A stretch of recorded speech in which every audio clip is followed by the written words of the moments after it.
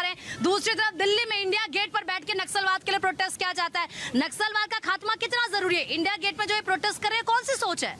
देखिए मैम, नक्सलवाद का खात्मा करना तो पूरा ज़रूरी है, लेकिन समस्या ये आती है ना, मैं अपने देश के कानून को, हालांकि मैं उसकी रिस्पेक्ट करता हूं, लेकिन यहाँ पे आके मैं लाचार हो जाता हूं कि आतंकवादी का भी मानवाधिकार होता है, एक नक्सलवादी करने वाले का भी मानवाधिकार होता है।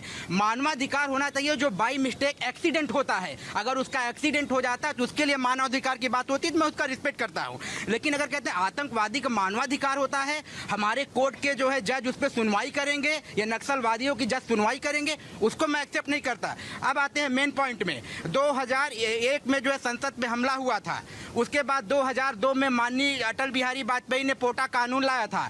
2004 में ऐसी क्या मजबूरी बन गई थी जो कांग्रेस सरकार ने उसको खत्म कर दिया। मैं सीधा सा पूछना चाहता हूं, अगर पोटा कानून 2004 में खत्म कर दो, तुम्हें क्या ऐसी गड़बड़ी थी जो बीजेपी सरकार 2002 में लाई, 2004 में खत्म किया गया था? सेम सिचुएशन होने की नक्सलवाद के खिलाफ। अगर नक्सलवादी मैं होता हूं तो मेरे जो धरती पर रहने का, इस हिंदुस्तान पर रहने का कोई अधिकार नहीं है। नक्सलवाद का मतलब होता है कि मैं आपको हानि पहुंचाऊंगा। दूसरी चीज मैं बताता हूं, नक्सलवादी को लोग बाग ये कहते हैं कि चलिए उनका मानवाधिकार होना चाहिए। मैं ले आके यहाँ बम फोड़ दूं और यहाँ 150 लोग यहाँ मर जाए और मेरा मानवाधिकार के लिए मुझे लड़ाया जाएगा?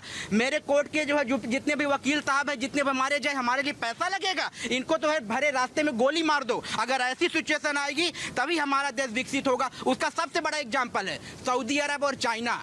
दो देशों में ऐसे नक्सलवाद और क्यों नहीं पैदा होते, ऐसे आतंकवादी क्यों नहीं पैदा होते? हम तो सीधा सा जानते क्योंकि वहाँ का कानून स्ट्रांग है। मैं गया नहीं सऊदी अरब, लेकिन मुझे ये पता चला कि फ्राइडे को नमाज होती है और वहाँ पे जो है भरे जब नमाज के बाद गोली मार दिया जाता है, उनको कोई इंजेक्शन वगैरह ऐसा लगा के गला काट दिया जाता है। उससे डर पैदा होता है। जब तक डर पैदा नहीं करेगी हमारी भारत सरकार, ऐसे नक्सलवाद और आतंकवाद पैदा होते रहेंगे इस भारत में।